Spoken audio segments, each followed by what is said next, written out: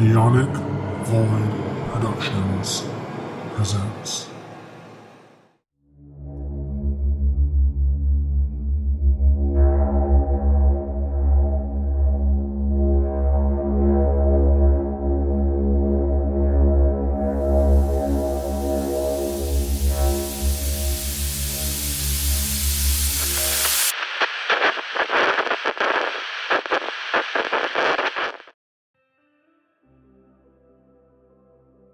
You know, you would think I would know. Again, I always say this every other episode on one of my pods that you wouldn't think I would have an intro planned, how to start things out, but I never do. Hi, welcome back to House of Ideas. I am your host, Devin, and today, before we get into the nitty gritty of it all, my special guest and the topic at hand today.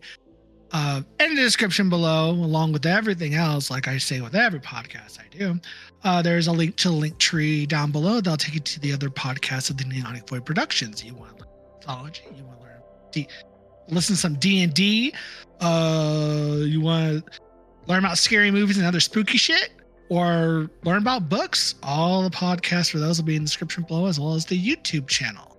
If you also want to follow us on Twitter, follow me on Twitter. I have my own personal Twitter, which is at Neonic Pumpkin. Or you can follow the House of the Void Twitter, which is at House of the Void _ between each word. I think. Let me double check that. I think that's what the Twitter is. It's been so long since I've been on that Twitter. Yeah, House of Ideas Pod. So House of Ideas, one word, _ pod. And that is the official Twitter for the House of Ideas podcast. Yeah, that's the spiel. I'm not going to waste any time. It's been a minute since I've recorded some of these. You probably listened to this this is probably several episodes after I've pre-recorded a bunch. But yeah.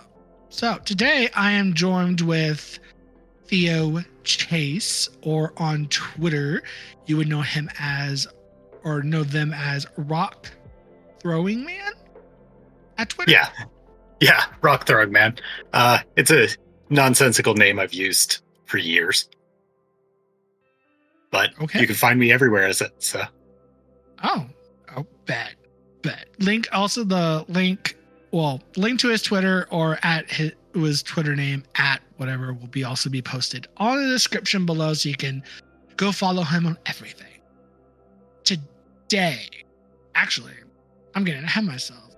So, Theo, to get things a rolling, what got you into comic books? When I was really, well, I never had a lot of people my age got into the shows and the X-Men animated series and whatnot, and I did not see that for a long time. What got me into comics was I was riding my bike through the small town I lived in. I went through an empty lot and found a garbage bag full of X-Men comics. I must have been about 10 years old. It had a whole bunch of 80s Claremont, and I became obsessed. So, yep. I stumbled across X-Men comics by complete chance. What was the first issue that you read? I distinctly remember reading Uncanny X-Men 206. It's the one where the X-Men are all crashing on Jessica Drew, Spider-Woman's San Francisco studio apartment, and they're just Rachel is breaking plates and Kitty's wanting to get out and Freedom Force attacks. It was I had no idea what was going on, but I was immediately hooked. Interesting. Okay. So a trash bag full of comic books on the side of the road. That's an interesting starting point. That's an interesting what they call it, a canon event. Yeah, I have no idea why it was there. They were all in good condition. I think it was somebody's mom had bagged up all their comics and for some reason just thrown it into this vacant lot rather than a trash can or something. I have no idea what the story behind it was, but maybe it's fate. I don't know. I mean, that sounds like fate. Oh yeah, Because if, but, if you didn't find that, you wouldn't be what you are today, as far as like your love of comics and stuff. Oh yeah, and I had like no access to any other comics, so what I had in that bag was all I had. So like for years, as far as I knew, Rachel Summers was the X-Men's redheaded telepath. I didn't know who Jean Grey was at all. Like those comics were all I knew, and I was obsessed. Interesting. Okay. Let's see. Were those comics only X-Men, or were they others as well? There was some other stuff. I don't remember any of the other stuff very well. It was mostly X-Men. I remember there was a few DC comics. For some reason, I remember Blue Devil like the most distinctly. There were some of those, but for the most part, it was just like Claremont X-Men. Okay, love Claremont. Yeah. Do you read anything outside of X-Men? Oh yeah, I read basically everything Marvel. I haven't branched out into DC, mostly just for my own like time and financial reasons. Yeah, I can only focus on so much. But I read all kinds of stuff I can get a hold of in Marvel Comics once I had access to comics. But X-Men was my first love and still remains my favorite. Fair. That is, I mean, that's also obviously one of my favorites. And if you haven't known by this point, ladies and gentlemen, and others listening, I mean, I would say over half these episodes are all based on X-Men characters. So the love of X-Men runs deep here on the pod. To get into the thick of it today, we're going to be talking about another X-Men related character, one that's been here and there in the background a lot, sometimes has a story. We're going to be talking about... You want to take the honors, Theo? Sure. Talking about the South African mutant Maggot. 2 T's, because it's the 90s. His real name is Japheth, which I realize is a terrible name to say into a mic. But no last name has ever been given. He's definitely one of the stranger X-Men, but also he was... I as anybody who knows me knows, I'm very obsessed with minor characters, the forgotten or unloved characters, the ones who slip into the background or only have one appearance or things like that. And that has always been the case. When I was first trying to learn more about the X-Men and try and find more out and getting on early dial-up internet to try and like research the X-Men, I came across a lot of things that mentioned Maggot because it would been that around that time, and a lot of them were very derisive, very like, oh, this guy's weird, this guy's the worst X-Men, the weirdest X-Men, things like that. So I'd never read a Maggot comic, and I was already like, this guy's awesome, because I had to be contrarian, I guess. And when I finally got to read comics, I was confirmed that this guy is indeed awesome. So I guess I can give a little bit of a description of him if you'd like. Sure. And who are the creators? I know it's Scott LaBelle, Yep. Ben Robb, Joe. Yeah, the other two. His first appearance is Uncanny X-Men 345, which is in the like right in the middle of the Trial of Gambit arc. Where Magneto comes back and the X-Men are stranded in the Savage Land, or not even the Savage Land, just in Antarctica, and they end up leaving Gambit behind and all that. There's alien bounty hunters and like all kinds of stuff going on. But Maggot was created by Scott Lobdell and Ben Robb, who were writing, and drawn very iconically by Joe Madureira, who is one of a lot of people's favorites as far as artists go. I mean, he's good. Yeah, he's got a very like manga inspired style, a little exaggerated. That's not always my favorite thing, but I do appreciate why. There's other artists who drew Maggot later who I'm a much bigger fan of, but I do understand the appeal. Oh yeah, most definitely. He has that that 90s, late 90s Western style that's obviously influenced by manga, but it's like drawn in such a way it kind of mixes the two in a weird way. But everything's really exaggerated. And just has that straight up 90s vibe. Yeah. And Maggot's whole thing at that time is he's not really explained. He just appears for 2 pages at a time for the first couple issues, and is hunting down people who knew Joseph, the Magneto clone. Yeah. His whole thing. So he in his first appearance, he's in Guatemala, and he tracks down the nun who had helped Joseph once, and then the next issue he appears in, he's shaking down a bar to try and find that Joseph had passed through before in South Carolina, and he's just, the first couple issues, he's basically just an unexplained figure who's trying to find Joseph. Yeah. All right. Also, odd question. Now, I unfortunately have not read every single appearance, especially the alternate universe versions of Maggot. I've seen some artwork of Maggot with blue skin and red skin. Is the red skin supposed to have a miscolor or a different universe? It's probably a miscolor, because his whole thing is that when he's powered up, he's got blue skin, and when he's powered down, he's kind of a very minor shapeshifter. When he's powered up, he grows really large and has blue skin, and when he's powered down, he's a skinny black kid. Mm-hmm. And the red you're seeing is probably just a weird printing of brown. Because I know he has an ultimate. Oh, that's weird. Okay. That's probably why I'm looking at it then. It's weird because it looks red, and I'm like, red. Yeah. But no, that makes sense. That makes sense. Weird colors with surrounding color gradients and shit make things look different. Yeah, okay. Yeah. Makes sense. I can segue that into talking about his powers real quick. Go for it. Well, it's probably best to separate his powers from his mutation.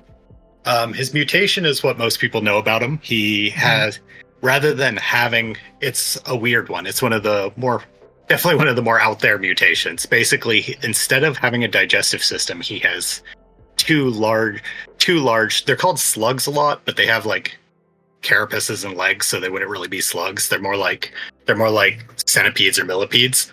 Yeah, that's what I was thinking.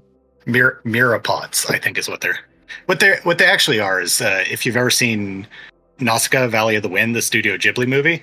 Yes. There's the giant bugs, the Omu. They oh yeah. The two Maggot's two bugs look like miniature version of the Omu, football size. Makes sense. Yeah. I see that. Which probably would also partially be inspired by Joe Mad's manga influence.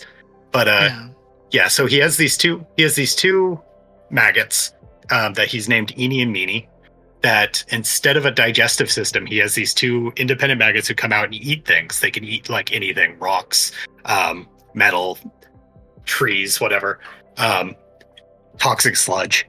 And then once they've eaten, they crawl into his stomach and transfer that energy to him. It's very weird, and it comes up a lot that something that he tries to keep secret because it freaks people out and things like that.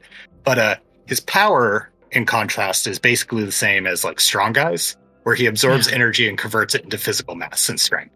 So the energy he gets from Eenie and Meanie, he grows really big and large and strong. At one point he mentions that on a good day he can bench press a fire truck. Damn. So his power, so basically his power is converting energy into mass and strength, super strength, but his mutation is that he does that via two bugs that he has a psychic link with instead of intestines or a stomach.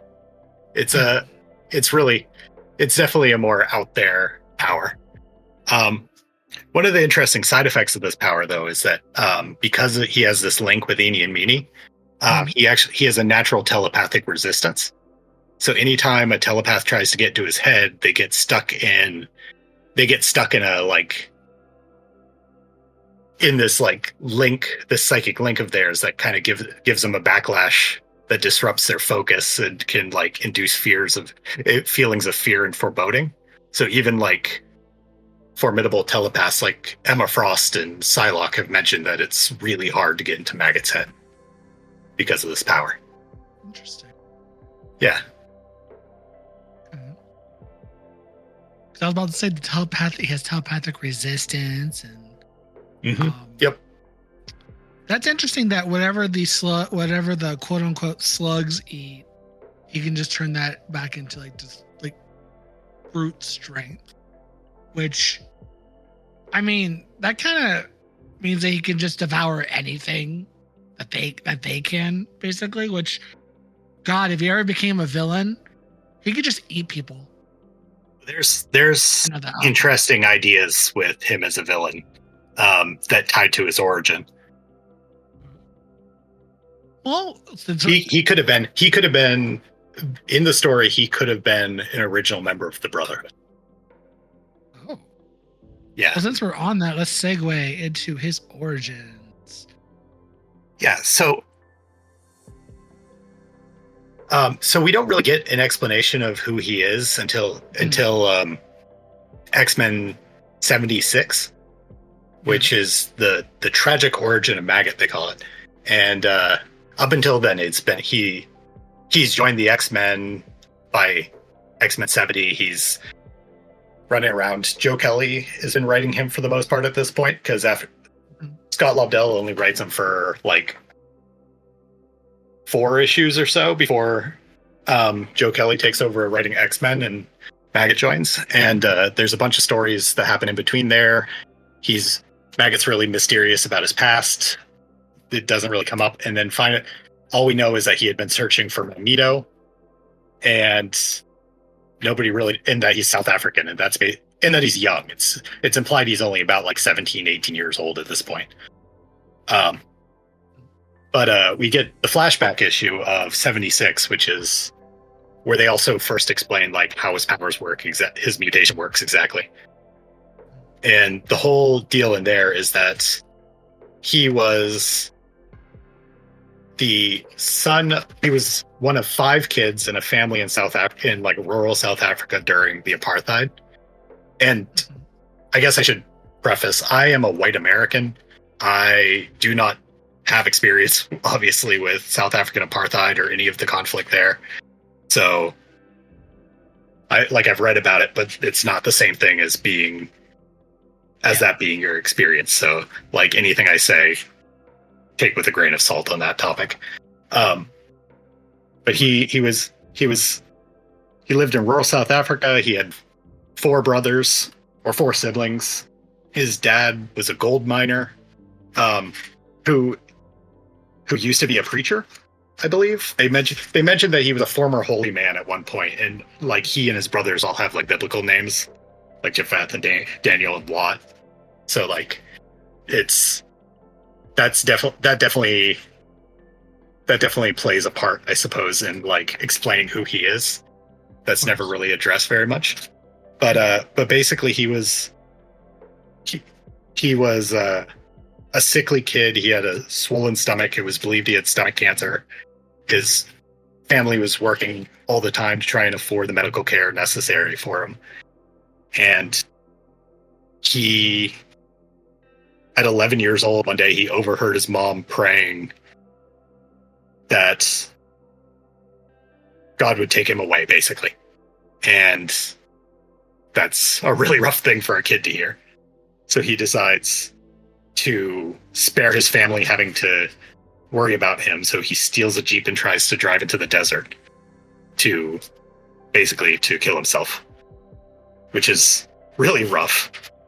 But in the process, he didn't realize that his younger brother, Daniel, who idolized him, had been sleeping in the back of the Jeep until he had already driven out to the desert. So he then became stuck trying to stuck in the desert as a sickly kid trying to take care of his younger brother to try and get them back to civilization. And like struggling with the guilt of feeling like he had like sentenced his brother to death as well, and all this like really heavy stuff. And then Magneto shows up. And Magneto reveals to him that he is a mutant. He uses his magnetic powers to like free Eenie and Meenie from Japheth's stomach, and that takes him and Daniel all the way back to back home, only to find out that his hometown had been, while he was gone, his hometown became like a center of a huge battle between pro and anti-apartheid forces, and his older brother had been killed in the process, and his dad was in the middle of fighting the pro-apartheid forces. And so Japheth asked Magneto if he could stop it. He has all this power. Can he like save his dad, stop the fighting? So Magneto does in Magneto's way, and just completely slaughters the entire pro-apartheid forces, all of them, for never one to have a lot of patience for the oppressor, Magneto. Yeah. So he kills them all and offers Japheth to join him. And it's never really clear when this is happening, but I've always kind of read it as happening around the time that Magneto's doing his like world tour to recruit people, like when he was picking up the Brotherhood. Mm-hmm. And but Japheth refuses, which is kind of the intro to who his character is. I think he is appalled that Magneto would resort to that much amount of violence when he could have just stopped them. He could have just taken their weapons. He could have just suppressed them, and refuses to join Magneto because he doesn't want to have any part of that level of violence or that kind of fighting. And Magneto tells him that eventually he'll see things his way and just flies off. And I think that's kind of like the real like crux of who Japheth is, because he is an idealist at heart, not always the smartest about things. Like he will choose what he believes is right over what is practical always. And like he wants to find a peaceful way to settle things. He wants things to work out in a way that reflect his own idealism.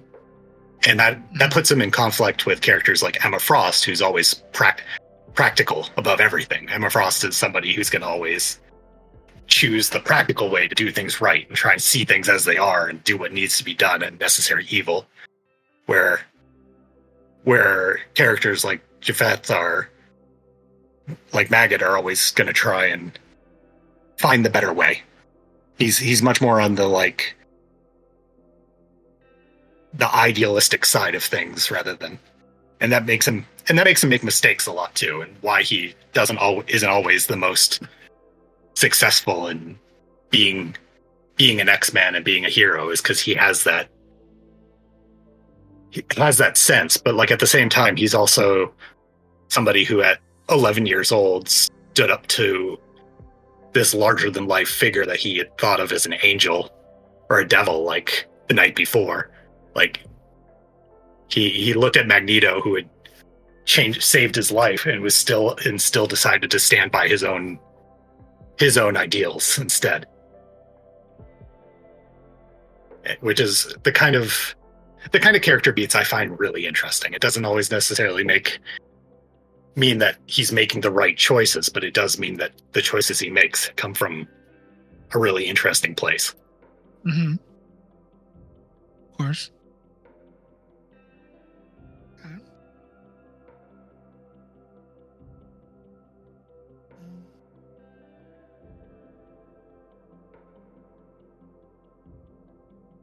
So from there,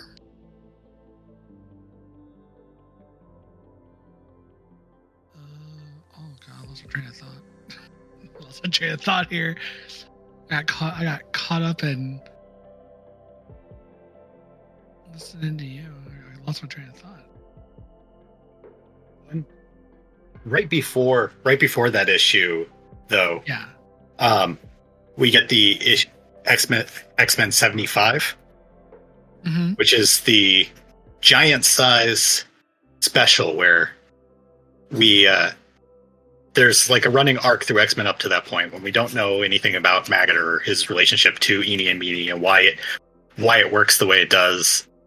And there's like a series of murders that's happening through like Salem Center that seems like Eenie and Meanie are the ones committing it. People are getting like eaten basically. And they go on, the X-Men are trying to, Wolverine and specifically is trying to figure out what's going on. He's like investigating these murders and leading it back to Maggot. And turns out that it wasn't Eenie and Meanie, but rather the Nagari, the demons that live in a rock in another dimension that's reached through a stone pillar in the X-Men's backyard. Classic X-Men villains. I mean, yeah, sounds about right. Classic X-Men villains. Turns out that the Nagari had been overthrown in their dimension by another race called the Rutai, led by a guy named Pilgrim, who also has two M's in his name, matching to Maggot. He had been abducting humans and dissecting them to like learn more about them. Oh, that's great. And it was making it seem like Maggot was doing it. And Maggot was too afraid to tell anybody what was going on because he was having doubts as well that it wasn't Eenie and Meanie and that he had lost control of his powers. And so they all the X-Men end up in this other dimension and they fight Pilgrim and the Rutai. And the day is saved when Cecilia Reyes accidentally sits on the magical artifact that Pilgrim's using. Yeah. But yeah, during that whole arc is kind of what kicks off what leads into the framing device of his origin, which is it's kind of forgotten at this point, but Maggot is definitely one of Wolverine's like teenage kids.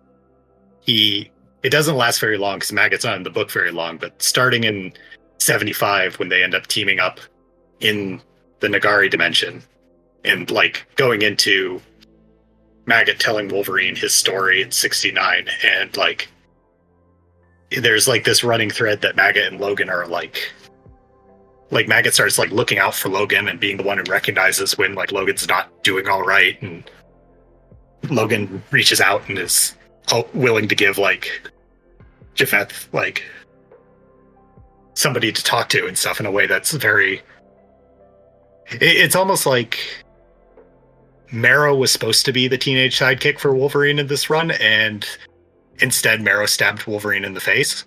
So Wolverine kind of like adjusted his focus and became like Maggot's mentor for like the 6 issues that he's in the X-Men. Yeah. And then from there, after they dealt with all that, that's when, doesn't it Maggot find out about Wolverine's true age when they start bonding? His quote unquote true age. Probably. It kind of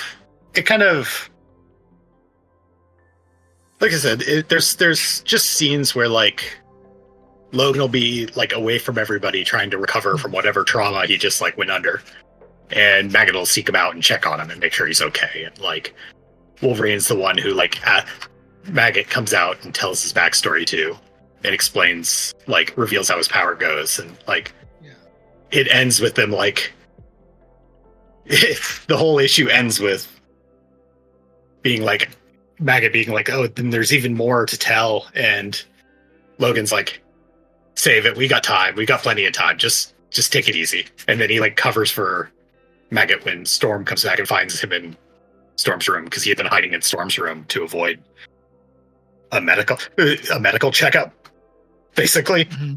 And Storm's like, why the hell are you in my room? And Logan's like, no, it's cool, we're just having guy talk or some some like excuse like that. So like they just kind of have this like kind of a similar, like Logan's habit of adopting teenagers kind of extended to Maggot until Beasts, because like the next story arc is the Psy War, where Betsy fights the Shadow King and takes away everybody's psychic powers and things like that. And during that, Maggot, Cecilia Reyes, and Marrow end up getting like tempted with their heart's desire by the Shadow King before they turn away from him, and where the older X-Men like Cannonball, Wolverine, and Storm are all like confronted with their biggest fears and things like that. So it's a whole thing that Maggot's mostly just kind of a supporting character in. And then at the end of that, Beast comes in and is like, hey, you're a teenager who's trying to figure out his powers. Why don't you go join Generation X instead? And that's basically it for Maggot on the X-Men. That sounds about right. Put him in Generation X. Yeah. But the Generation X is funny too, because he goes over there for basically one issue where he fights a one-time villain named Constantine Slaughter, who's basically if Kraven the Hunter was Teddy Roosevelt. What the fuck? He's just this like big game hunter who wants to like capture Eenie and Meanie. And so Maggot and the Generation X team up to take him down. And then Maggot's like, well, I can't let that guy roam free, so I'm going to go find him. And Banshee's like, that's very noble of you. You're a real X-Men after all. And then Maggot leaves and is basically not seen again until he dies. That's true, because I think there was, his death, basically. Because I think he did come back, but I think he was like in the background of for Joseph's death. Yeah, he shows up for Joseph's funeral because he and Joseph were kind of friends because of Maggot's past with Magneto. Yeah. He had sought out Joseph thinking Joseph was Magneto. Yeah. So that he could basically thank him and repay his debt. But then he figured out that Joseph wasn't Magneto, and they just kind of had this weird, awkward, friendship kind of where he's like, yeah, you're not the guy I was looking for, but maybe we could be friends. And then Joseph left, and that was it. Yeah. And then from there, he got caught by Weapon X and died. Frank Thierry's Weapon X. Yeah. That if you're a 90s X-Men character, then you were probably busy having a bad time in Weapon X in the early 2000s. I read parts that I have to for some of these episodes, but I haven't sat and read all of Weapon X. Oh yeah, basically everybody's having a bad time. Yeah, it's a bad time going all around. They kill so many characters, and Maggot especially. He's kind of the focal character of issue 5, which is all about the mutants who are brought to Weapon X's concentration camp, where he and a bunch of other mutants are brought there and decided that they're not useful, so they get put in a gas chamber.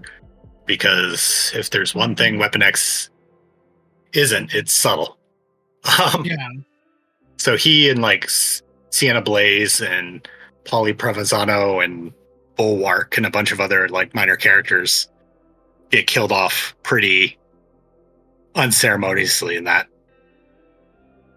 But yeah, one of his slugs is seen in Mr. Sinister's possession later on, and then he's just dead for a while until the Necrotia event. Yeah, but his quote-unquote slugs do survive. He gives them to 2 kids at the camp or whatnot. So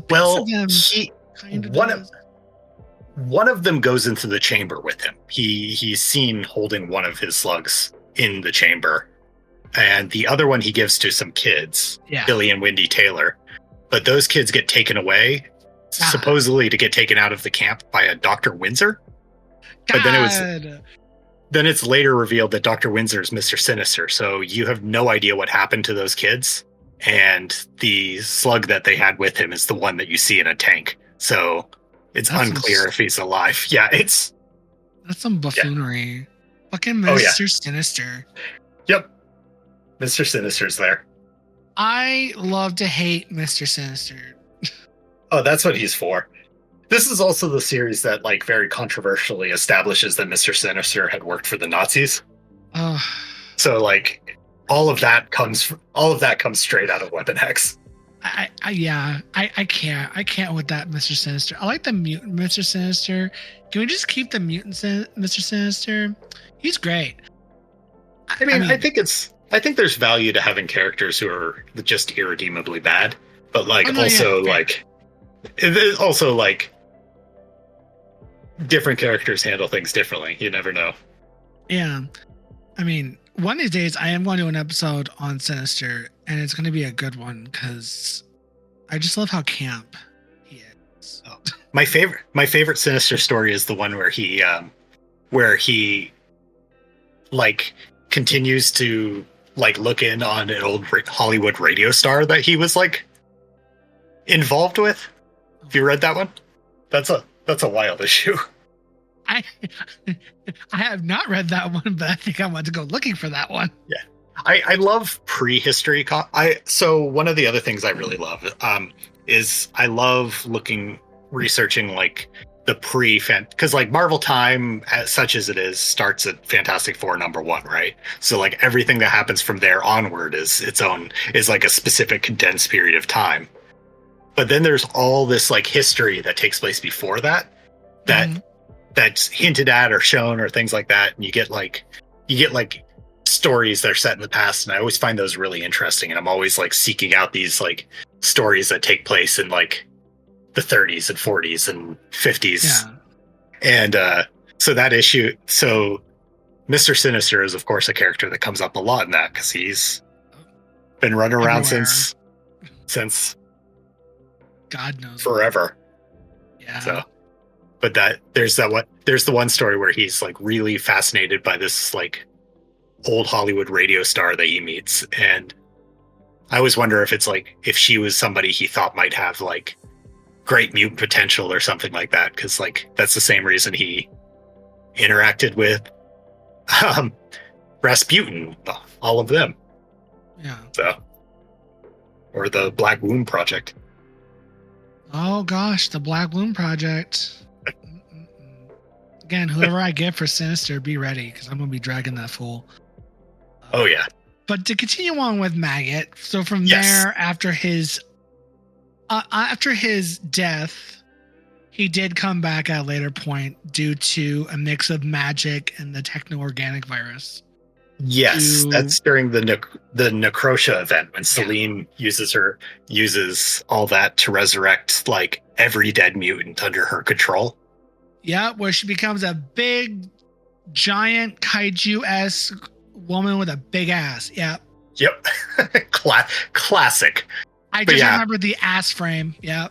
Yeah. And Maggot's seen in the background like charging at some people or trying to Yeah. and doesn't really do much. But the weird thing about that is that a lot of those characters just immediately go back to being dead.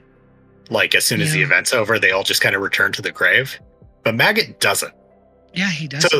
So a few other characters don't too. Like Cypher stays, like Doug Ramsey stays alive, but that's specifically because of something Warlock does with the techno-organic virus. Like he's kept alive by his friends after the event's over. But Maggot starts to pop up after that, like just in cameos. He's just in crowd shots or like just around, and it's never really explained. It's probably just like the artist drew him in, but like you could also maybe like theorize that maybe something to do with his connection to the slug that Sinister had kept him alive or something like that.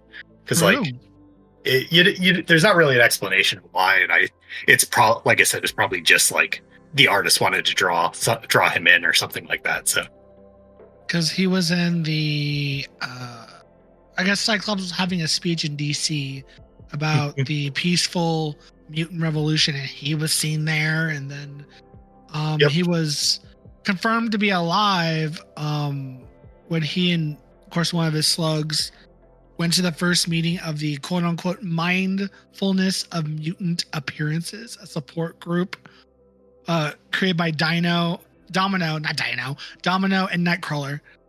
Yes, that issue is where my Twitter profile picture's from. Yeah, wasn't that the Domino annual? Was that the annual? Yep, Domino annual #1. Yeah, that's a he gets one line that's just a reference to a Vine, I think, just a meme, and then he's just in the background. It's funny. I like it. It's and then he is also confirmed in Wolverine and the X-Men #3 to be a published poet. Oh. Which I find really interesting, because one thing about him is like he spends so much time off panel, that you don't really know what he's up to a lot of the time. Yeah. And he's mentioned multiple times to be a very smart guy. Like he throws around terms like nominative determinism and Miropod and things like that all the time. Like he's clearly a guy with like an extensive vocabulary who's always thinking. And Beast even comments that he reminds him of a young version of him at one point, mentioning that he's got a superior intellect. But I think what's interesting about him is he's not a scientist type. Like in superheroes, you have loads and loads of like smart people who are like scientists and engineers and things like that. But Maggot very much seems more like a humanities type of smart. Like he's clearly somebody who reads a lot and thinks a lot and like philosophizes a lot. So like the idea that he's also like a writer, that he's a published poet and things like that, I think is really interesting. No, it most definitely is, because it kind of explains what he's been up to, and you're just like, wow, can I read this? Can they write some of this so I can read it? Yeah, I like to think that he, like, his time off panel, he was like attending college or something. Like he's got his like master's in creative writing or something like that, or journalism or something. Like I think that's more his speed. He's not somebody who is ever going to be like the face of the X-Men or anything, but he could be somebody who's contributing to mutant culture, who's writing about things that are happening or things that he's thinking, or like you hear a lot about mutant art or mutants like culture and things like that, but like who's contributing to that? We get, whenever they need a writer, they bring in Pyro, or whenever they need somebody who's they have like 3 characters for each like thing. So like the idea that there's got to be more musicians, more writers, more like artists, more like people out there who are contributing to this mutant culture beyond just like Pyro, Dazzler, and Jumbo Carnation.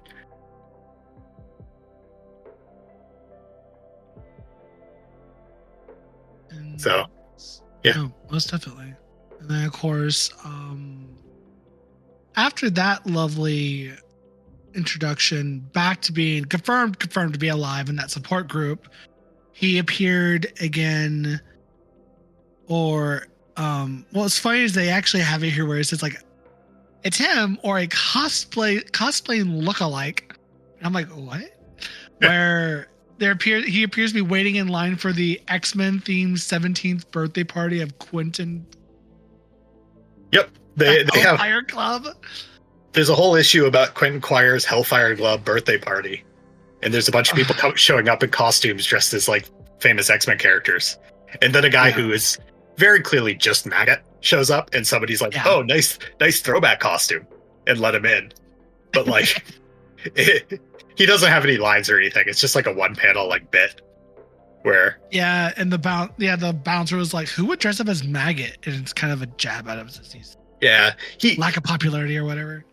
That's, like I said, like early on, he was part of the reason I like became attached to him is because he kind of was one of those characters who was treated like a joke. And I always am sympathetic to those characters and always am more interested in. Like, I could talk at length about why I think Stiltman's an amazing character. Like, you have these characters who get kind of written off as being a joke because they lack popularity or they're weird or something like that. And I'm like, there's gold here. I can find it. I can make this character into something interesting and cool if people just give him a chance. Yeah, exactly. But yeah, so that's just more of his cameos, More of his just appearing in the background of things. Pretty much. Which is where I think he shows up next in the lead into Age of X-Man. Yes. He gets called on. He gets called on with a whole crowd of X-Men to show up to fight X-Man, and as a result, gets sucked into X-Man's celibate utopia. Yeah. So he's not himself in those issues. He appears for 2 issues during that whole thing where he's a member of a group that's looking to, in the Age of X-Men, he's a member of a group who's looking to blow up the Hope Summers Memorial Library to try and upend X-Man's power. But to be fair, everyone in that Age of X-Men reality is not really like themselves really anyway. So it's not that surprising that he quote unquote changed a little bit. Yeah.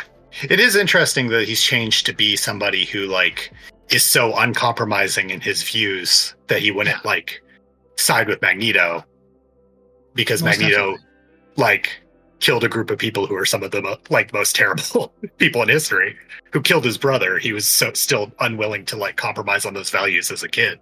But in this world, he's somebody who's ready to blow up a public building with people inside to make a point. Yeah. He might have had a right point, but it is interesting that they in this world, his values, he doesn't have those same values that are such a big part of his character in the main universe. Yeah. It does have some of my favorite art of him, though. I think the art is Marcus T.O.,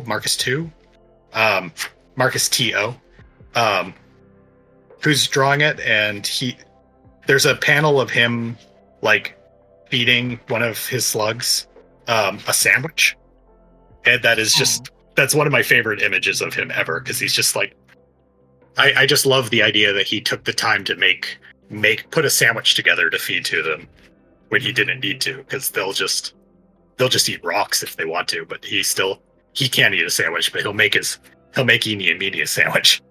Yeah, he'll go out of his way and spoil them. He can't spoil himself. Because at the end of the day, whatever they eat, he eats. So yeah.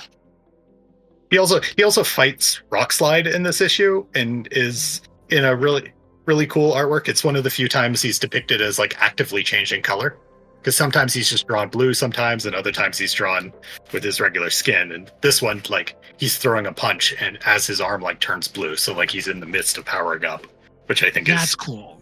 Which I think is cool, because his appearance is so inconsistent, because sometimes he's skinny, sometimes he's big, sometimes he's blue, sometimes he's not, and it's never always he's big and blue. Sometimes he's small and blue, sometimes he's big and has his regular skin color, and so on. So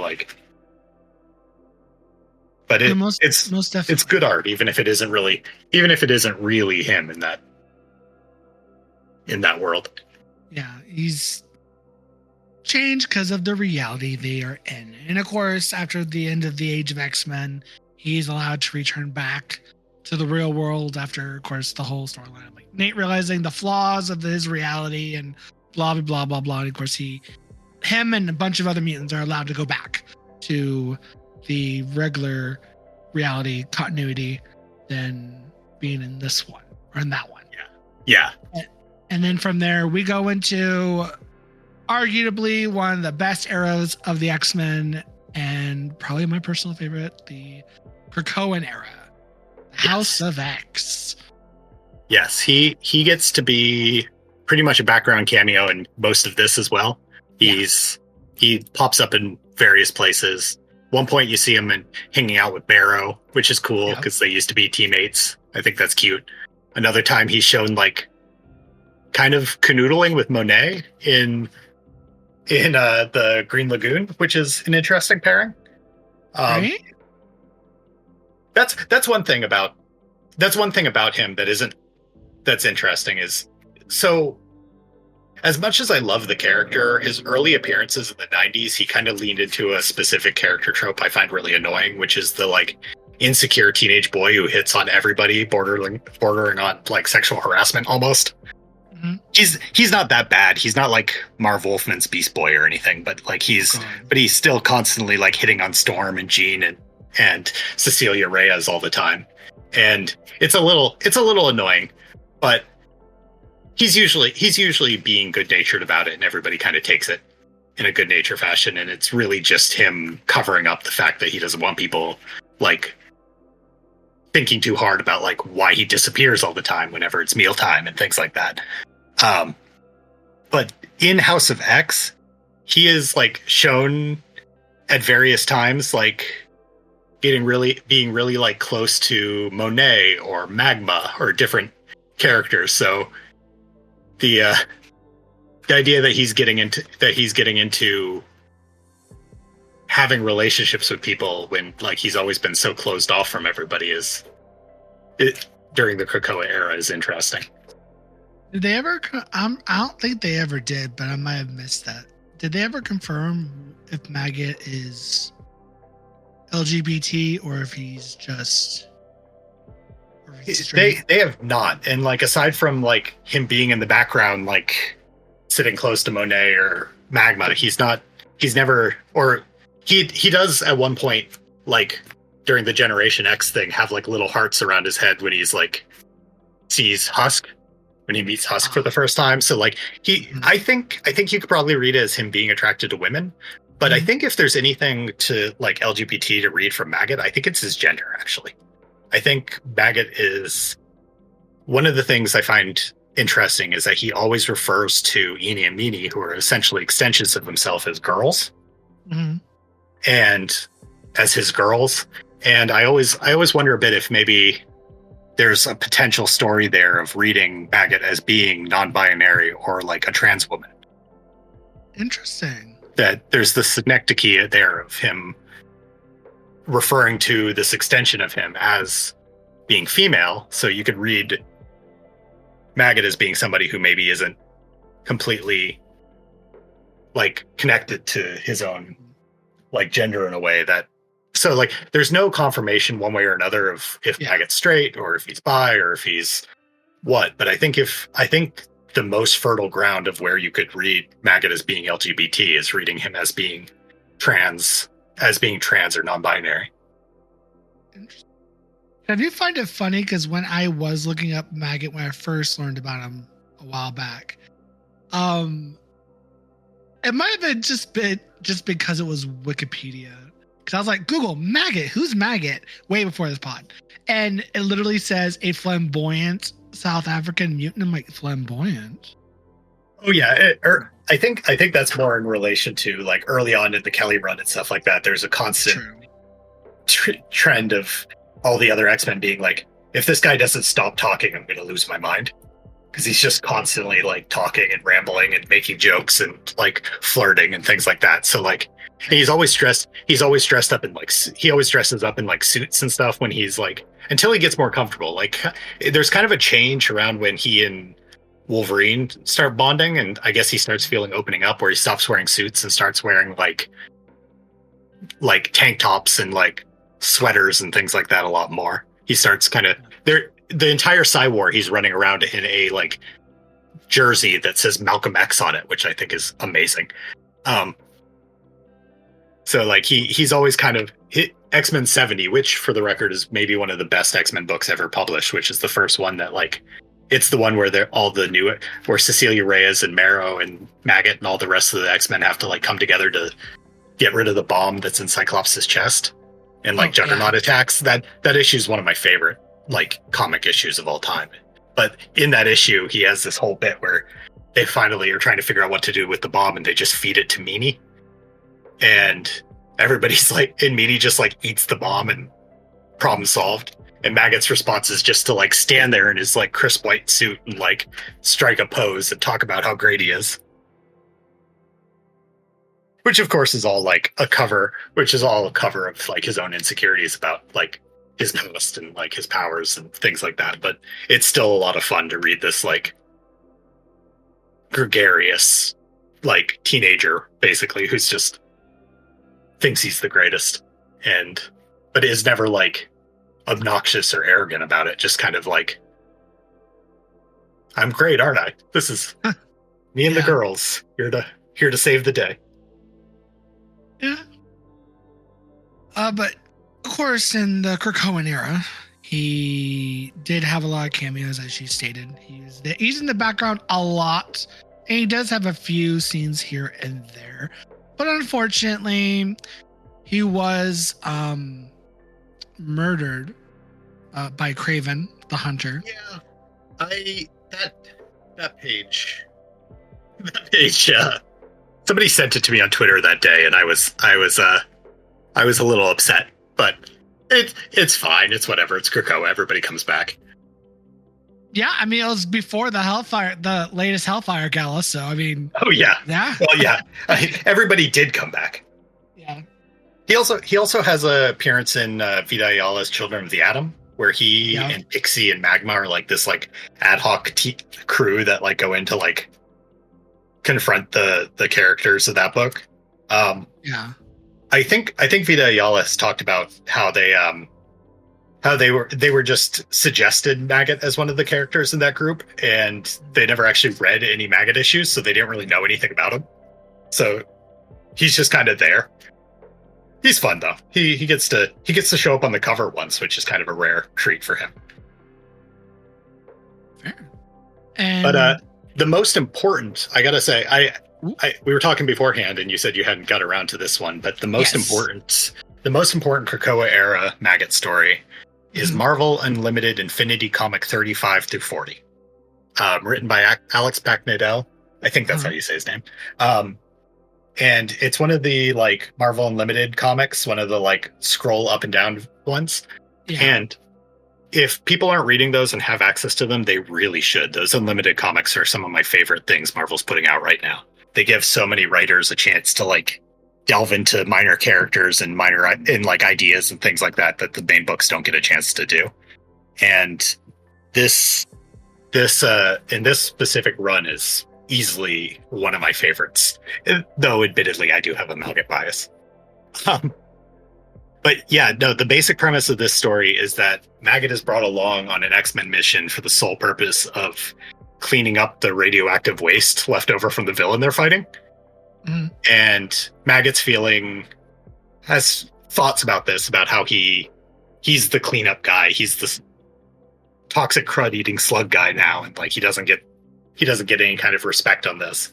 And he ends up bonding with Laura Wolverine of all people in this, which I think is great. Like this 5 issues kind of really sold me on a Laura Japheth like friendship.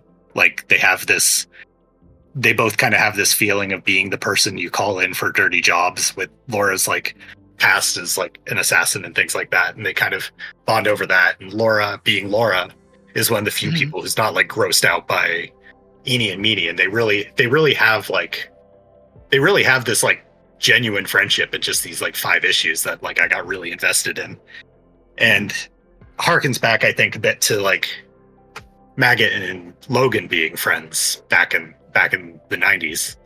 So like I think Maggot is just immediately well liked by Wolverines, I guess. But that's fair. But Maggot ends up dying because the toxic sludge like comes up and like kills him when the X-Men aren't looking, and he gets resurrected in a really cool sequence, which is maybe the only time they really explain like what the resurrection process feels like to the person inside it. Like he has this like poetic narration about how like the only sky you've ever known breaking open, you don't know anything until Xavier returns like yourself to you and things like that. It's really interesting, but it turns out that while Maggot and Meanie died on the mission, Eni didn't. So one of his slugs is still alive, even though Eni's was also resurrected with Maggot. So the story people keep asking about of like what happens if a duplicate is resurrected, that later happened with Laura, was first told with, of all people, one of Maggot's stomach slugs. Ooh, Ooh, that is a good question. What would happen if if they duplicate his maggot? Yeah. So what ends up happening is because their psychic link, the Ini that got left behind and the Ini that was resurrected are like having static. They're conflicting with each other. And the Ini that's left behind, who dubs itself psychically as Angry Ini, starts eating its way across like the world to get to Krakoa. And as more it eats without Japhet to transfer energy to, the bigger and bigger Ini gets, to the point that he's like kaiju size. So this huge, angry, indestructible, like centipede that can eat through anything is just tearing a like swath of destruction to get to Krakoa to try and reunite with Maggot. And Maggot goes to Emma Frost for help, and Emma Frost says that the obvious solution is to kill the duplicate Ini. Mm-hmm. And Maggot, being the idealist who always wants to find a better way, rejects this. So like so this story made a lot of Emma fans mad because they felt like it was making Emma out to be like the villain. And I really don't think that's the case, because I think it really just highlights who Emma is as a person, because Emma is always the pragmatist who's willing to make the hard decisions. Mm-hmm. And Maggot is a character who's always who always wants to find a better way. So he doesn't want to let Emma kill Ini, the duplicate Ini, even if that's the obvious solution to the problem. Mm-hmm. And Laura gets involved because she, of course, is sympathetic to people who are considered duplicates. Yeah. So there's this really interesting ideological like battle between Emma Frost, Laura, and Maggot. About Maggot is the idealist who refuses to even consider a solution that isn't everybody gets along and talks things out. Laura's is a pragmatist, but also is sympathetic to clones and duplicates and wants to protect her friend. And Emma is wanting to take the most obvious pragmatic approach to protecting Krakoa and stopping this giant monster that's tearing destruction all the way through. And like the thing about it is Maggot's wrong. Maggot his decision gets people hurt, gets people killed, because he isn't willing to compromise.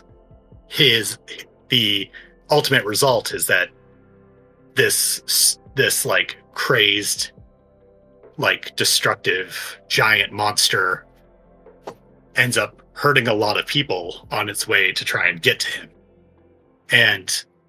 But because of this conflict, and spoiler for the ending of it, is that finally Laura realizes that Emma Frost is right and kills Ini. And yeah, and Ini asks too, like Ini's aware of what's going on and like basically comes to Laura and like draws her claws in the sand to like be like, this is what needs to happen. This is what has to happen. Mm-hmm. And as soon as Laura kills Ini, the giant Ini transfers all its power to Maggot and becomes normal size and is reunited. And Maggot's thrilled because he's like, he had sent Ini away with the duplicate Ini away with Laura to keep her safe. And now it's him and the original Ini and Meanie all back together. And he's like, Laura, look, everything's great. And Laura's like, yeah, about that. And the story ends with Laura trying to like come up to Maggot in like the Green Lagoon, and Maggot basically giving her the cold shoulder because he's still mad at her about this. And it's like really tragic actually, because like I had gotten so invested in this friendship that never existed before these 5 issues. And now like Maggot feels betrayed by Laura, and Laura's lost a friend, and Laura ends up sitting with Emma Frost, who gives her like this speech about like, listen, what you did was the right thing, and sometimes the right thing doesn't feel like the right thing. Maggot's a tough guy. He'll come around. He'll see things our way eventually, but you got to give him time. And like, it's this whole, I think all 3 of the main characters, Maggot, Emma, and Laura, all come out really well in this story, because it really gets who all of them are and what they're about and who they are as like people. And it's easily probably the best Maggot story that's been published yet, in my opinion. No, you explaining what happens. I'm gonna go back and I'm gonna read those issues because that sounds like that sounds.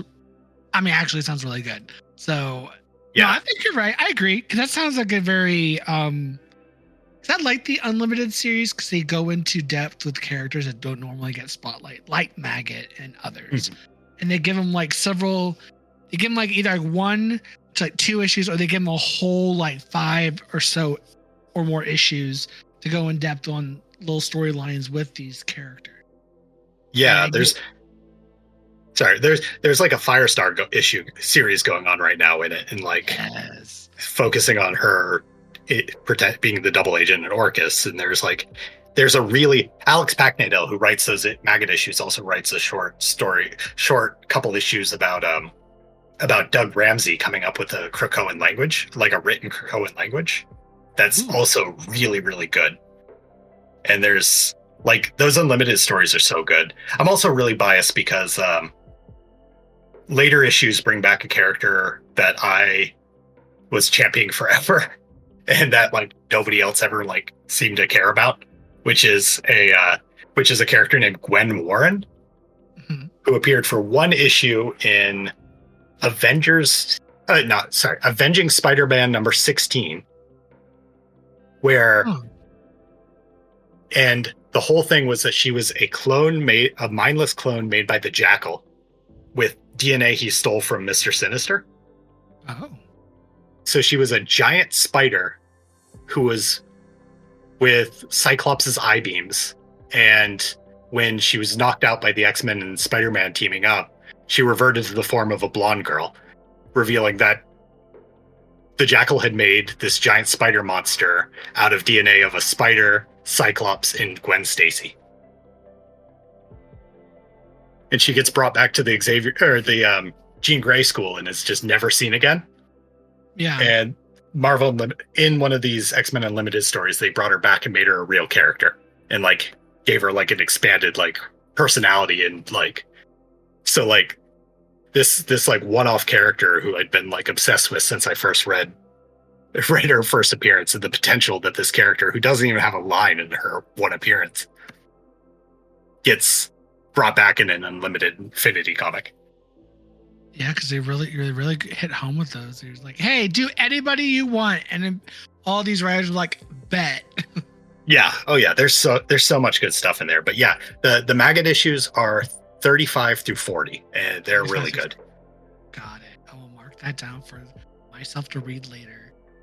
And then I think the latest appearance of Maggot was the Dark X-Men issues, or some of the Dark X-Men issues that he was in there.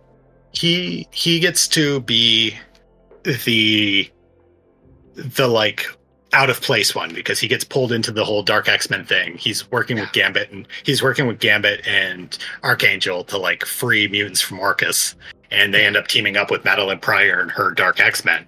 Yes. And the thing is, like, as we talked about, Maggot is not an anti-hero type. He is much more the like straight-laced, even though his powers are weird and sometimes violent, he is the straight-laced hero who wants everything to be like good and proper, and like everybody's got to do things. Yeah, like in the Dark X-Men is not that. No, that is a team of some of the most violent and despicable people. And the blood and gore is real.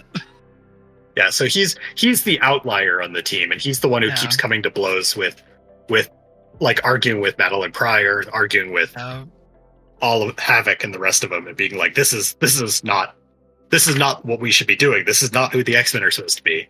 And like, again, he's not right.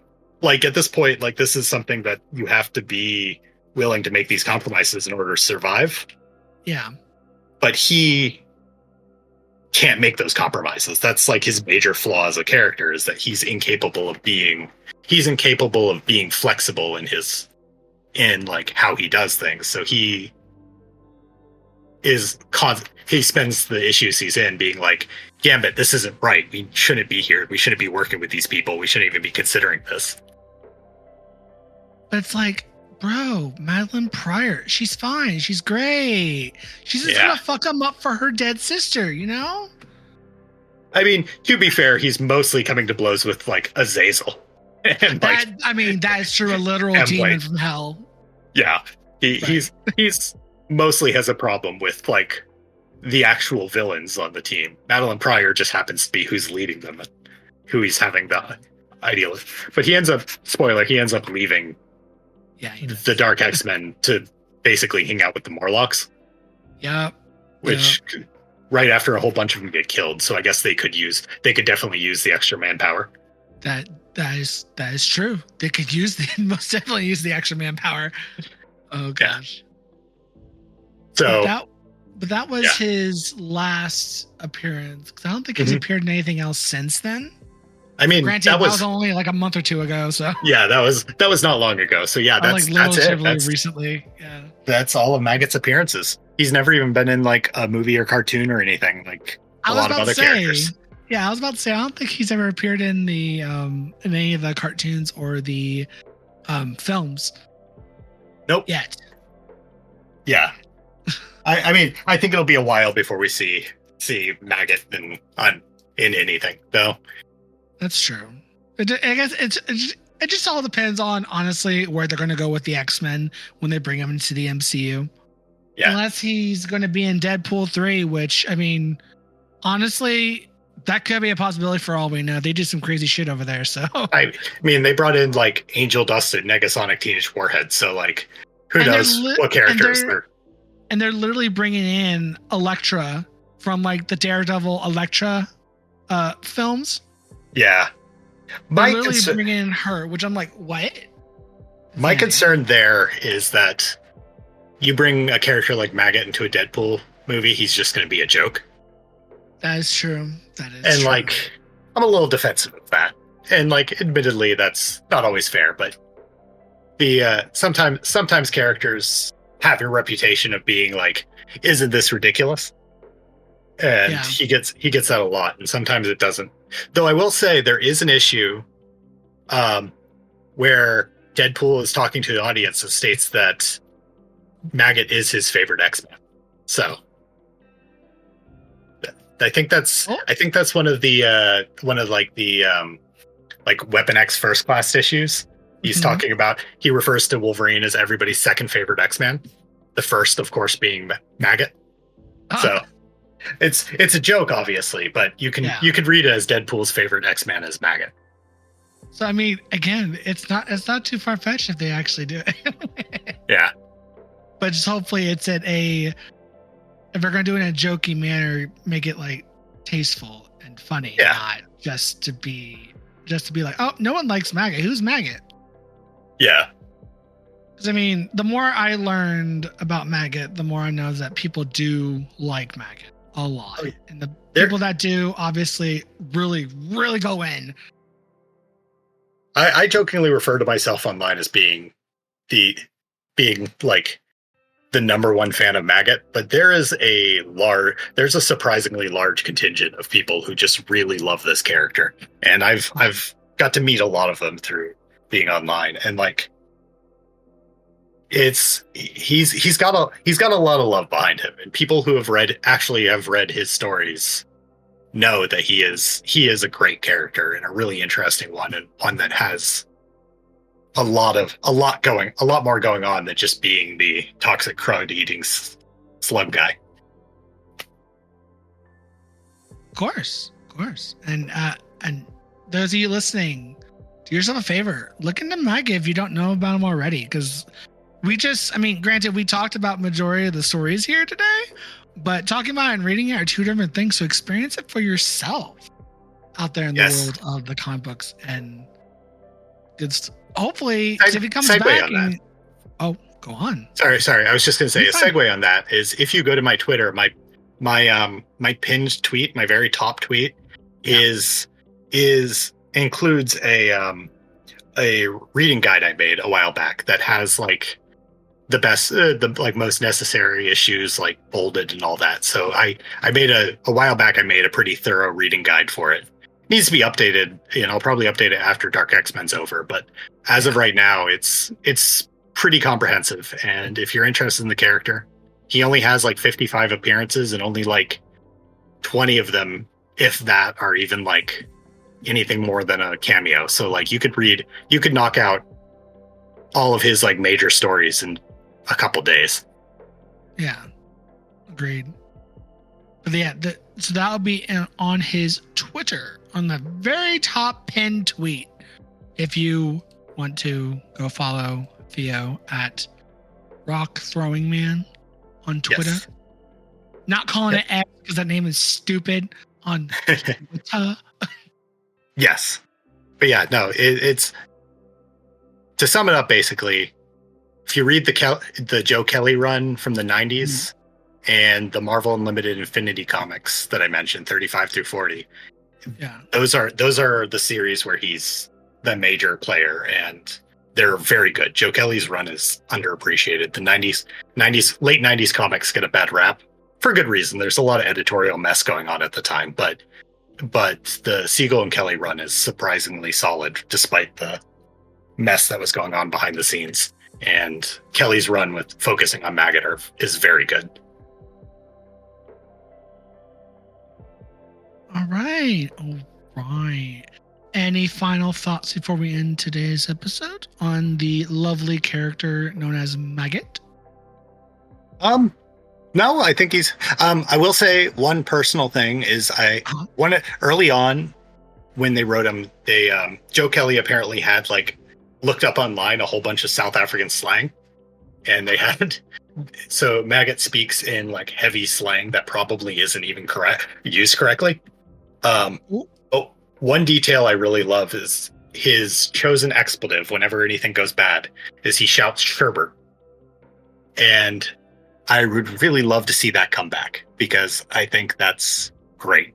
I think him just every time something goes bad, Maggot just yelling "Sherbert" is amazing and should continue to be a character trait, even if they don't write him in his wild South African slang anymore. Yeah, keep that, because I'll agree that is pretty funny. Because I was like, wait, what? When I was reading some of those early issues, I was like, what is this? And yeah, I was like, oh, slang, interesting. Yeah. Because you look into the culture over there. Yeah, I mean, like I said, I'm a white American, so I'm not a black South African person like Maggot is, so I don't have that culture at all. But his history being tied to that, while it does present the issue of like that Karma has or Magneto has, where their past is tied to like a real life atrocity that came from a very specific time period that kind of will constantly date them a bit. It is something that really does reflect a lot of like who the character is, and I think that's interesting.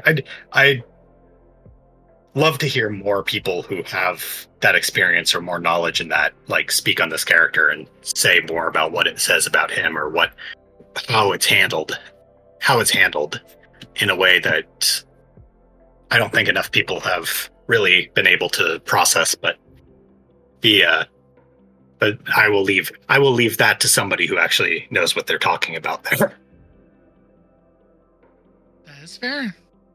Hopefully we'll get a more nuanced, detailed approach on Maggot when it comes to I guess some of the other big podcasts, because I know, like we were talking before, Cerebrocast talked about doing Maggot, but they haven't gotten around to doing it yet. Because I'm sure he's trying to find somebody from.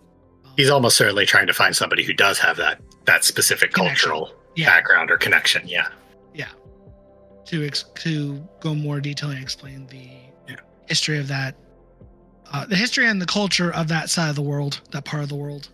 Right. Yeah. So, it does make him an interesting relation to Magneto as he is presented as having ties to Magneto from the early on, and him being this smart autodidactic person who's lived through this real life tragedy, or real life atrocity, this human rights like violation, something that was done to him and his people, and come out in a very different place, but Magneto being the one who came to him. Also, like, you could say like his personality is something that matches the X-Men more than it does Magneto and his Brotherhood or his acolytes, but his powers don't. He's not got pretty powers. He's not got powers that are they're useful, but they're not like very presentable to the public.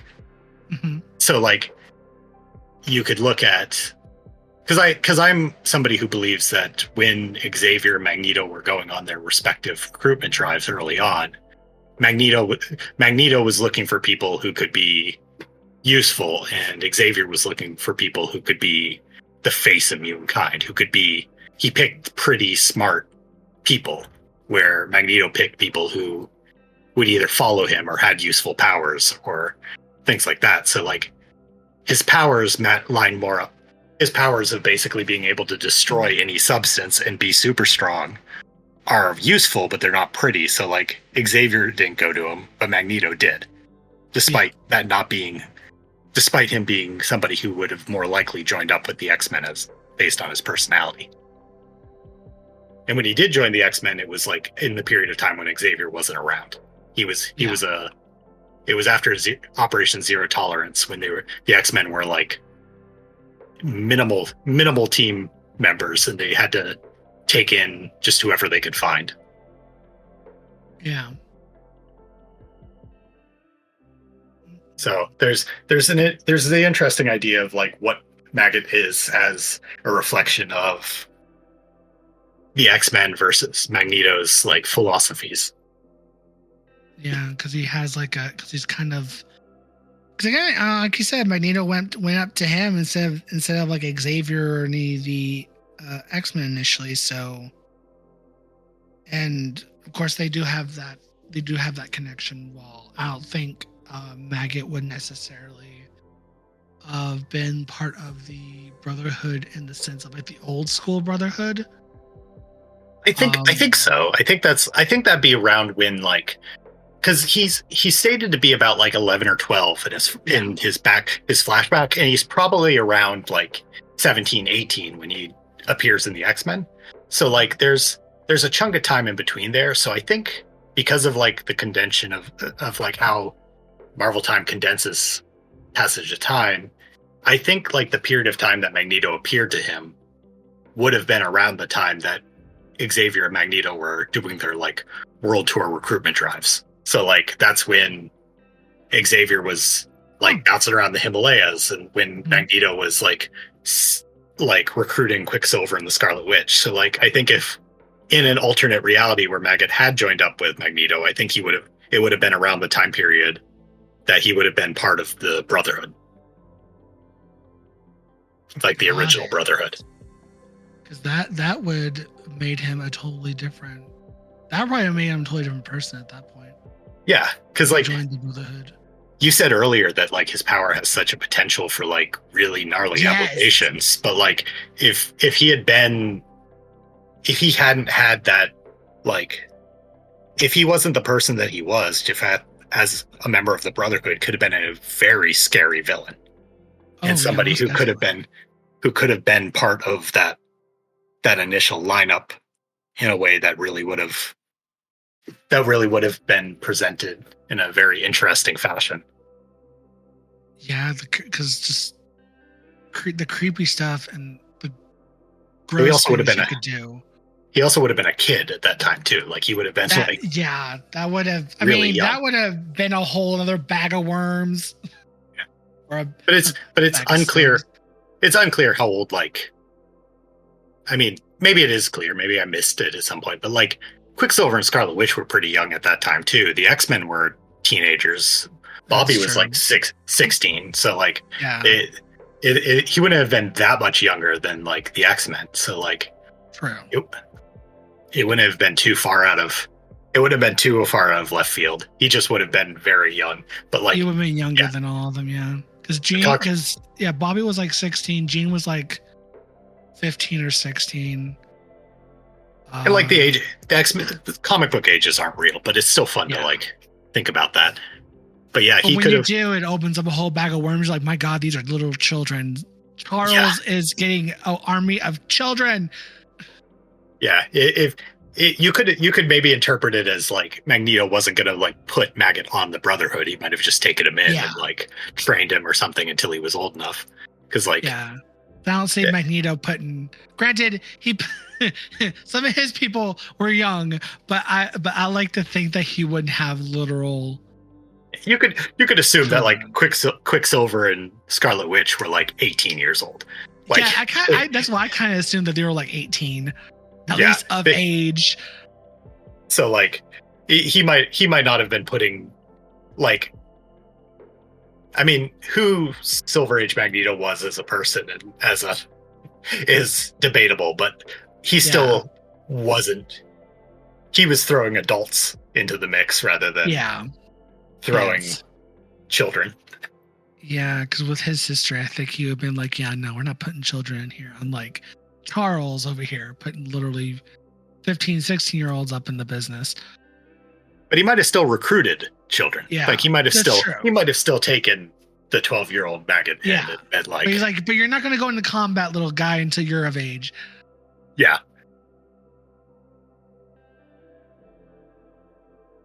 So yeah, interesting concept. Alternate reality ideas.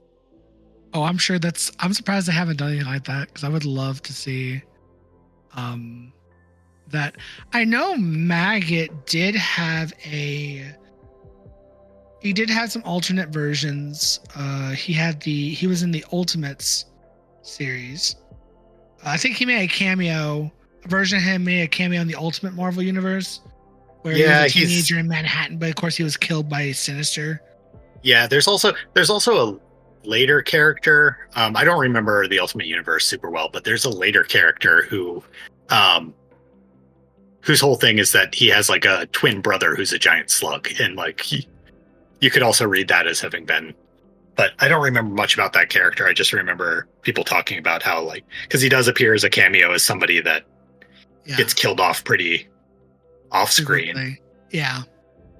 And with the Ultimate Universe coming back and then doing the Ultimate X-Men again, which brings in the question: who Peach is going to bring into the mix with the Ultimate X-Men outside of the original characters that she's making for it. I don't know. I'm waiting to read that one. I'm willing to give anything Peach Momoko writes a chance. Love her. It's amazing. But her Demon Wars stories, it's just so good. So good. Great stuff. Yeah. So I'm curious to see if she's going to bring in. I feel like she would be the one to bring in Maggot. That you would utilize him in some way, but will she? Who knows? I was thinking earlier today about how cool a like drawing of Maggot would be if done by her, because she does all that like body horror in like her art. She does this like beautiful like watercolor body horror, and then like what character has like with like the blue skin, the like specific like gnarly aspects of his power. I think like Maggot would lend himself so well to her style. Agreed. So, to end off today's episode on Maggot, go read his stuff. Like, I don't know what else to tell you. Like, it's good. Like the character is interesting, and they should use him more. So Marvel, if you're listening, use him more. Like, there's some great potential here. Yeah, I mean, I have so many ideas of where like you could take him. I think one thing I will say though is that like I don't mind too much that he's not used as often, because he does feel like part of what I like about him is he does feel like somebody who's never going to be the big time. He's never going to be like the X-Man. So I like the idea of him being somebody who fills that role of being like, this is what mutant culture is. Like, mutants aren't always perfect. They're not always Omega level, like beautiful telepaths, or like sometimes they're people who are just trying their best with what they've got. And Japheth's definitely that. He's somebody who's got this trauma. He's got this view of the world. He's got his own ideals. He's got his own way of thinking about things. He's got these friendships, and like he has like I mentioned before. Like I like the idea of him being like being a writer or a reporter or something. Like he could be somebody who he could be a mutant. Like he could be a face of that kind of thing. So he doesn't always make sense on a team, but he could be somebody who is like fleshing out the world. He could be the type of character that fleshes out the world you're in. I would love a series, an X-Men or a mutant related series where they go into that, where it's like not necessarily combat, kind of like more on the X Factor side of like the solving mysteries or along those lines, instead of just like straight up superhero fighting, more of like mutants and other type of scenarios. That'd be interesting to see. Do you know the character Sally Floyd? Sally Floyd? She's a Marvel character. She started out in the Generation M series, which was like the post M Day like series where she's a human reporter who was like investigating that. And then there was a series of like, every time there was a big event, there was like a series where she and like Phil Urich like teamed up to like write a story about what's going on. She's got a really infamous appearance in like the Civil War and stuff where she interviews Captain America. Yeah. She's Civil War Frontline. Yeah. Yes, yeah. And if you're not familiar, her backstory is that her child was a mutant whose power was to age backwards. And when she became a teenager and her powers kicked in, she aged backwards to a baby and basically Benjamin buttoned out of existence. And it really fucked Sally up. Like she became really like messed up. She started drinking. Her marriage fell apart. Like it really messed her up. But she's a really good reporter is her whole thing. So like it's a little late now with how Krakoa's going, but I thought for a while it'd be really cool if Sally Floyd like came to Krakoa and so that her daughter could be resurrected. Yes. And like started a a newspaper, a Krakoa newspaper. That would be cool. And I thought that Maggot would be like the ideal like second character for that. So like Maggot and Sally Floyd being like Maggot as like the rookie reporter and Sally Floyd like investigating the conspiracies of Krakoa, and Sally Floyd coming to terms with her views on it because like her being reunited with her daughter and like but being a human on Krakoa and how mutants view her as being this human who's trying to find things out. And like I have a lot of ideas of how Maggot could be used, but this one's one that's kind of like the opportunity for its past, so I'm happy to talk about it. But like, yeah, I had this whole idea for like a Krakoa frontline story that used Maggot as like as him and Sally Floyd as reporters trying to figure out like a conspiracy on Krakoa. That would have been a cool idea to see. Yeah, and I think that's kind of like how I want Maggot to be used. I want him to be somebody who isn't in the main books, isn't in like the major like things, but is like around and is doing things and is like part of the world. I'd also like to see him hanging out with Laura more. Oh yeah, well that's most definitely. They should. That friendship should be revisited because I was really invested. Most definitely, and I'm sure. And I have a feeling they might probably depend on how Fall of X turns out and the whole next line of the next series, the Rise of Powers of 10 and the Fall of the House of X. Is that it? Yeah. Yeah. Once you figure out what happens there after all that, who knows? Because I'm curious to see where that even goes after Krakoa. I'm scared. I don't know. I'm trying to. Krakoa did so much for bringing me getting me really invested, and like I was reading before that. I never dropped off like a lot of people did, but like Krakoa was such a like breath of fresh air after the like IVX era and stuff like that it ending, especially considering it's ending and it feels like there's so much more they could have still done with it. Like, I feel like they never even gave it a chance to like be everything it could be. That's So fair. I mean, that's fair. It's a fair assumption to that. Yeah. But I also started Sorry, go ahead. reading. No, I started reading the X-Men comics because the X-Men comics I liked, but they never really drew me in. And then the whole House of X, Powers of 10 came in, and I'm like, oh, here I go. We'll jump right in. It's a good jumping point because mostly I was an Avengers reader for the most part before then, and from like 2015 to about 2018, 2019 when the House of X and all that started.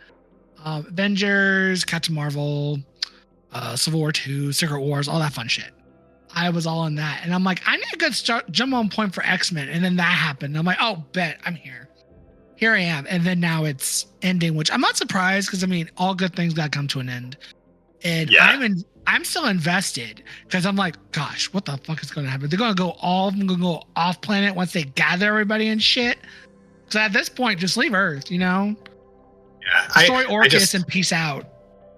I'm somebody who would have read an entire series about like the infrastructure of Krakoa, like Yes. the kind of stuff nobody, like writers and editors are like, nobody's gonna buy this, and they're right, most people wouldn't. But like I would read about like I would read about like the like day-to-day like instructional things. I want to know about like why are we still doing like, why don't we have like, I'm sure there's like mutant doctors and mutant teachers and things that like civilians, and like I said, I wanted an entire series about like a newspaper, a Krakoa founding a newspaper. Like I want to see the like nitty-gritty detail stuff that isn't superhero related, that wouldn't sell but would be very popular with the small contingents of fans who really get into that stuff.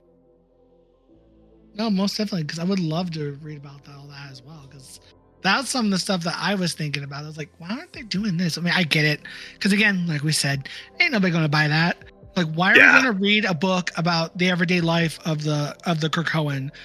We don't need to see good old little Sally walk into a bookstore. I want to know that bookstore. Why is there's a bookstore? Businesses? How do businesses work in Krakoa? How does that go about? Like, You're telling me the only like business on Krakoa that serves food or alcohol is this one bar? Like, there's not a coffee shop on Krakoa. There's not like a restaurant. There's not people. There's not like all like the idea that there's only one thing for everything on this island that's populated by like they have the entire population. They had the entire population of Genosha on there. They had an entire country there, and Genosha had infrastructure. So like these people had to come in and like have skills and experience and things that they could like lend to. Yeah. You're telling me that Emma Frost didn't make a fancy schmancy 5-star restaurant or some shit on that island? Yeah, take her business dealings too. Like, come on. No, that's the stuff that's always been the most fun. It's like when they brought in like Rhapsody and Gerhardt, these like minor mutant musician characters to like play at the Hellfire Gala and stuff like that, or like Jumbo like having Stitch or come in and work for him and things like that, like bringing all these like really forgotten minor characters and showing how they can fit into this world, how they could operate in this world and be useful, or be not even useful, just like have a place in this society beyond just like the same 20 mutants doing everything. Yeah. Oh no, there's Krakoa is such an interesting premise, and it's full of ideas, and that's the best thing. I love your podcast, The House of Ideas. That's Krakoa is that in a nutshell. It's nothing but ideas, and I wish, and we could probably spend another 20 years on Krakoa, and it probably wouldn't even cover everything I want to see from it. Oh, most definitely. But I'm just curious to see what they do afterward, because like I said, I think the only thing left to do at this point, my dude, just pack up your stuff and go live on fucking it's not Mars. Yeah, live on a rock. I was about to say Mars. It's not called Mars anymore. Live on a Rocco, you know? Pack up your shit and leave. Earth ain't worth it anymore, babe. X-Men Red is maybe the best book Marvel's putting out right now, so maybe not Marvel, but the X-Men line at least is definitely the best. It's up there. Oh, it's so good. I'm excited. But on that note, where can people find you? I am Is there on. anything you want to share outside of Twitter? Or of course you can name your Twitter off again. Anything else? Nope. I'm not a creative. I don't make anything. I don't have anything like that. I work a day job or 2 day jobs, but I'm a teacher. That's why. But teaching the youth. Yeah. So I'm on Twitter where I talk about D-list characters and X-Men and movies and whatever else is on my mind at Rock Throwing Man. I'm also on Blue Sky under the same name, though I have not made that adjustment. I don't really put anything on Blue Sky at the moment, but I'm hoping to kind of make that adjustment once it starts feeling a little more like the community there. Yeah. But yeah, so at Rock Throwing Man on basically everything. And yeah, that's all I've got. Thanks for having me. Of course. Anytime. And you're more welcome to, like I tell everybody, you're more welcome to come back and we can talk about another character in a later episode. I spent a large chunk of today tweeting about the character Stingray, so might see about that at some point if you're interested. So hey, I'm all down for any character of anything, especially the lesser known ones, because it gives me an excuse to pick up the material and read it, because that's part of the reason why I did this podcast, is I wanted to learn about other characters and stories that I have not read, that I'm a procrastinator, and I'm like, I need to do something to get me to read these things. So making this podcast seemed like the best bet, because I love doing podcasts. And then of course, like, cool, I can force myself to learn about new characters. So I'm all about those minor characters. If there's somebody with 2 appearances and who's never showed up again, but had like potential, I probably have opinions on them. So most definitely. And I thought about doing an episode where I get somebody and we talk about like several characters that only have like maybe less than 5 or less appearances, because there are several that have like very few little appearances, and I'm like, I just want to get an episode and just gather up a bunch of these characters and just talk about them all. That's exactly my jam. I love that kind of stuff. I have opinions on so many minor characters, way more than I do like the A-listers. Mm-hmm. So like that kind of stuff is I'm here for it. Great. I'll keep that in mind. Most definitely. Add you to the list of people to head up when I'm planning episodes. So, now on that note, again, if you want to follow me on Twitter, I am at Neonic Pumpkin or House of Ideas pod _pod on Twitter.